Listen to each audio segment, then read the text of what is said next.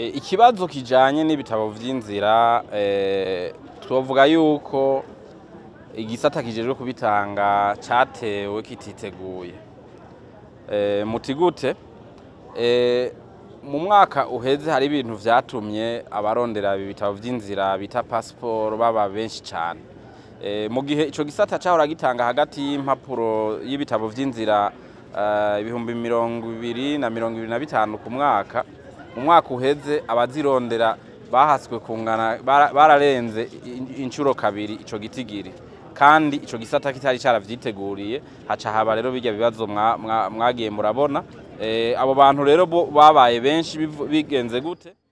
Igihe abarundi iryandwi yahariwe abarundi baba mu mahanga ibaye, ahaje abarundi benshi bonyene bace bagenda bahinduje ibitabo birenga ibihumbi 8. Hanyuma hariho n'abandi benshi ibitabo vy'inzira vyabo bimwe bimara imyaka 5 vyari birangiye mu mwaka uheze, nabo nyene bace baza ku bwinshi kubihinduza. Hariho rero n'abandi basanzwe bagomba kuja mu kwisumamwo mu bihugu bitandukanye, nabo nyene baje ari benshi. Hanyuma hariho n'ikindi ca nyuma, hari igihuha cavuzwe yuko birya bitabo vy'inzira bimara imyaka 10 bishasha vyoba igiciro cavyo kigiye kuduga.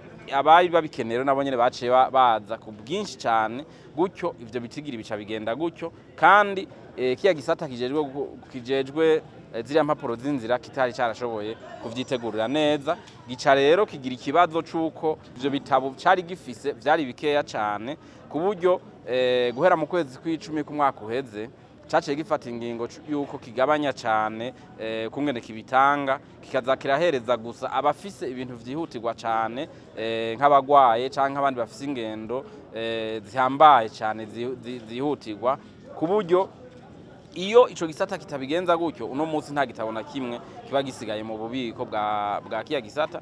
Ariko uno munsi abo bagwaye bafise ibibazo vyihutirwa, ingendo zihambaye, n'ubu kiracabandanya kibaha izo mpapuro z'inzira kubera kuko cabigenjeje gutyo. Ikindi kibazo rero gikomeye, muti none ko vyari bigenze gutyo nticari gushobora guca gituma ko ibindi bitabo vy'inzira vyihutirwa. Nagenda bamenyesha yuko ibitabo vy'inzira Burundi bubikoresha mu gihugu bita Sloveni. Aho rero si Burundi bwonyene buhakoresha ivyo bitabo, ni ibihugu vyinshi, ku buryo Uburundi bugize komande harashobora guca amezi ashika kuri 6 butarashikirwa.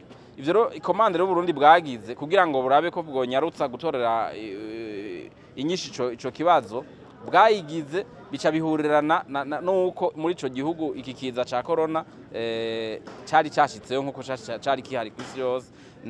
Bari rero batanguye gukora buke buke, ku buryo bari birukanye n'abakozi bakora mu gisata gikora ivyo bitabo. Hanyuma rero ikomande y'u Burundi cirateba cane.